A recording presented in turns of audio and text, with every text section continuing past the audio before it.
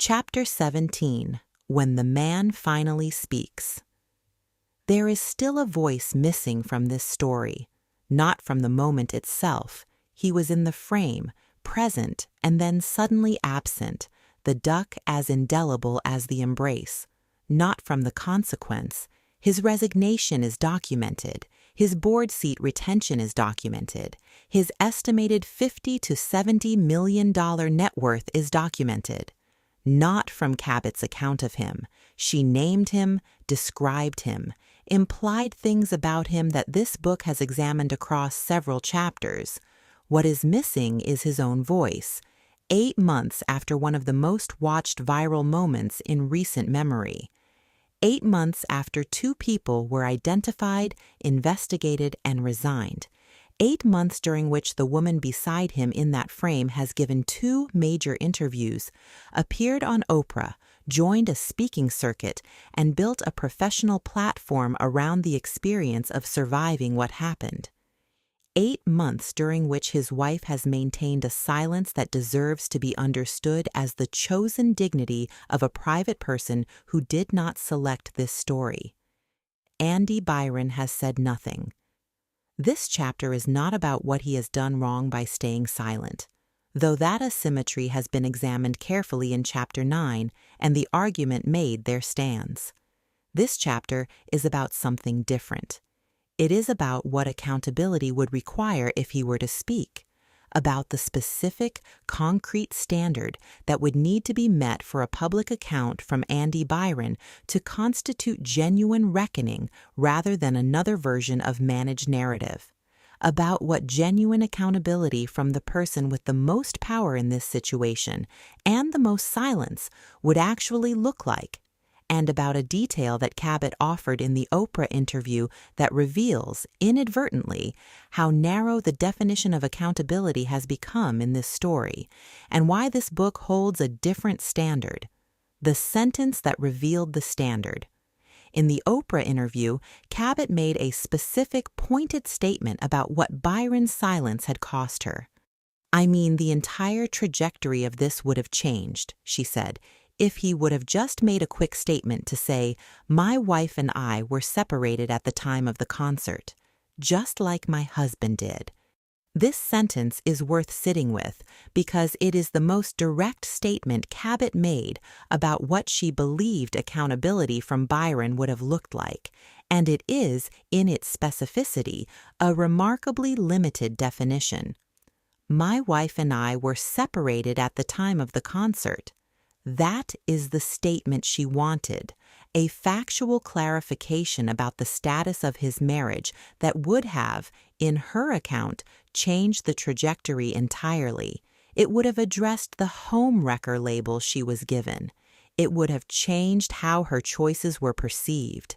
It would have distributed the context more fairly. It would have helped her. Notice what is absent from this definition of accountability. It does not include any acknowledgement of Megan Kerrigan Byron. It does not include any acknowledgement of what the situation, the concert, the exposure, the viral aftermath, cost his wife and his children. It does not include any examination of whether the representation he apparently made to Cabot about the status of his marriage was accurate. It does not include any acknowledgement of the power dynamic, CEO to his direct report, and what his professional responsibility in that dynamic was. It does not include any recognition of the harm caused to people who had no say in the situation. It is, at its core, a statement that would have benefited Cabot. And that is what she asked for. This book is not arguing that the statement she asked for was wrong to want, or that Byron's failure to make it was anything other than a significant and asymmetric failure of accountability. It was. But the standard this chapter applies to what genuine accountability from Byron would require is not the same as the standard Cabot articulated. Because genuine accountability does not begin with the question, "What statement would have helped me?" It begins with the question, "What acknowledgement do the people most affected deserve?" what he has not said, the full accounting. To understand what genuine accountability from Byron would require, it is necessary first to be precise about what his silence has meant for each of the people most affected by the choices that preceded the concert. For Kristen Cabot, his silence has meant that she has carried the full weight of the public narrative for 8 months, explaining and justifying while he has not.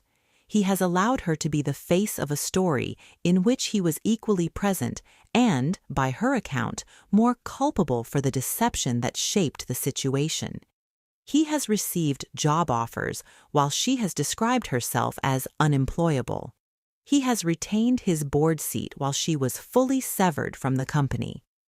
His silence has been, as this book has documented in Chapter 9, a structural advantage built on her structural disadvantage.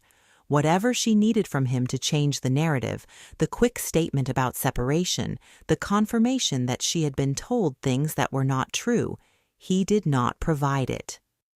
For Megan Kerrigan Byron, his silence has meant that the woman who was his wife has received no public acknowledgement from him of what happened, what it cost her, or what responsibility he bears for the way she found out. She changed her Facebook name and deleted her account in the hours after the concert. She left the family home in Northborough and relocated to Maine. She has not spoken publicly, which is her right and which this book respects. But the absence of any public acknowledgement from Byron, not a statement to the press, not even the oblique, careful, legally managed kind that Cabot offered, means that the woman who was most directly affected by whatever he told her, and whatever he did not, has received nothing from him in the public record, not a word. For his 2 sons, his silence has meant that whatever they are carrying, the family name trending, the school hallways, the specific texture of having a father whose face became a global meme, they carry without any public acknowledgement from their father that he understands what he has put them through. Children of public figures absorb, as Chapter 5 documented, more than adults often recognize. His sons are no exception. And his silence, whatever it has protected professionally, has not protected them from anything. For the employees of Astronomer, his silence has meant that the people who worked for him, who were led by him, who operated within a culture he was responsible for shaping, have received no account of his own understanding of what his choices represented professionally. Astronomer issued a statement about conduct and accountability. Byron issued nothing. The company bore the cost of the communication. He bore none of it. The temptation of the quick statement. If Byron were to speak, and as of the writing of this book he has not, the temptation that the Cabot account inadvertently reveals would be significant. The temptation to offer the quick statement, the minimum necessary clarification, the factual correction that would reframe the situation in ways that served his interests without requiring genuine reckoning. My wife and I were separated at the time of the concert. This is the statement Cabot said would have changed everything. It is also, if it were offered as Byron's complete response to 8 months of silence, a masterpiece of managed accountability. It addresses the most damaging public perception, the affair while married framing, while saying nothing about the deception Cabot alleged, nothing about the power dynamic, nothing about the choices made in the months before the concert, nothing about Megan Byron's experience, nothing about his children, nothing about what it cost anyone other than, by implication, himself. The quick statement would have been, in the precise sense this book has been examining, the same maneuver that the Cabot interviews performed, the minimum acknowledgement that serves the speaker's interests, offered in the language of accountability, structured to avoid the examination that genuine accountability requires. This book applies a different standard to what genuine accountability from Byron would look like. Not because he is more culpable than Cabot, though the case that he bears greater responsibility is a strong one. But because this book has consistently argued across 17 chapters that genuine accountability is not defined by what it costs the speaker in terms of public perception, it is defined by what it offers the people most harmed, and the people most harmed by what Byron did. Whatever exactly he did, whatever he said, whatever he represented to whomever, deserve an accounting that meets them where they are, not where he needs them to be. What genuine reckoning would require? If Andy Byron were to speak, genuinely, fully, in the manner this book has been arguing genuine accountability requires, what would it need to contain? It would need to begin not with context, but with acknowledgement. Not the situation was complicated, or my marriage was in a difficult place, or feelings developed over time that I didn't fully understand.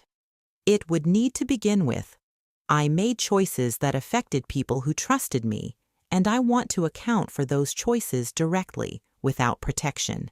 It would need to name his wife, not the people affected by this, or those around me, or my family.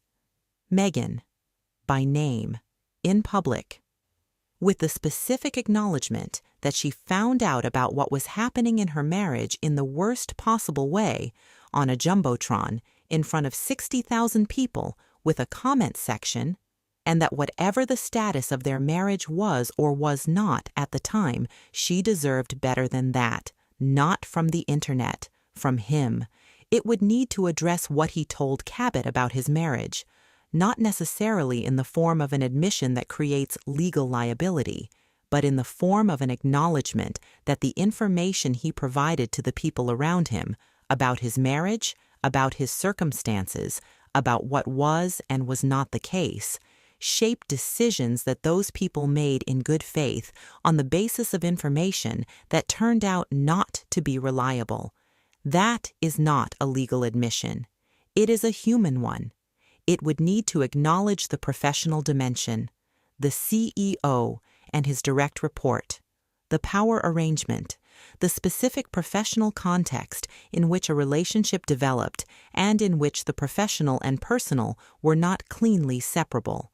Not to condemn the relationship, but to acknowledge that in a position of institutional power, the responsibility for the conditions in which decisions are made is not symmetrical. He had more power, he had more responsibility. He bore more of the obligation to flag what was developing and to do something about it before the concert made it global.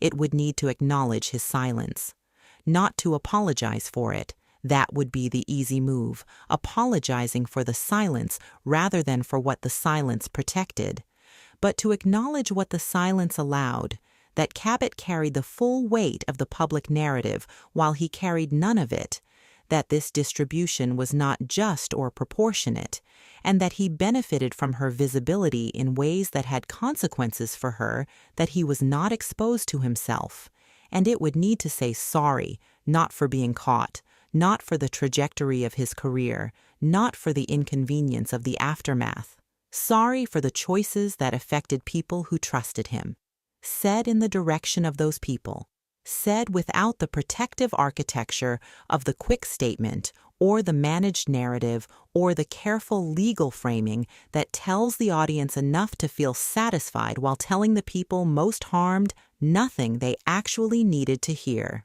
The risk he would have to take what prevents this accounting from existing, beyond the structural advantages that silence provides, which Chapter 9 documented, is the specific risk that genuine accountability requires, a risk that is different in kind from the risks that managed accountability involves.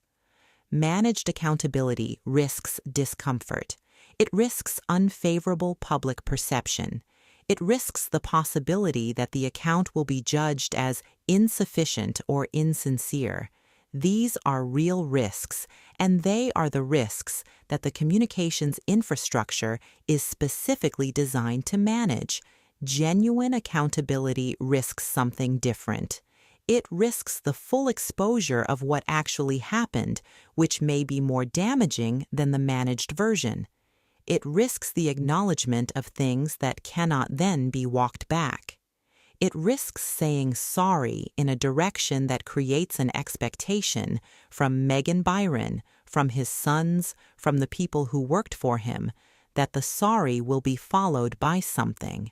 Not a quick statement, something. That is the risk, and it is a risk that no communications consultant can manage because it is not a risk of perception. It is a risk of reality, the reality of being known rather than only seen.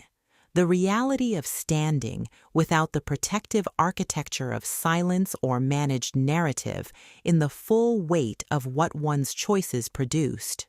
Byron has not taken that risk. For 8 months, he has chosen the alternative, the structural advantage of silence, the board seat he retained, the job offers he received, the professional recovery that Cabot identified correctly as available to him in a way that was not available to her. That choice is not irreversible. He could still speak, not to manage a narrative. There is no narrative left to manage that is not already substantially formed, but to account for himself to the people who most deserved the accounting, his wife, his sons, the woman who trusted his representation of his circumstances and built her understanding of the situation on it, the people at Astronomer who worked within a culture he shaped. Whether he will is not something this book can know. Whether the silence will hold indefinitely, or whether the specific, unmanageable pressure that genuine accountability eventually creates will arrive. This book does not have access to that future. What if he never speaks?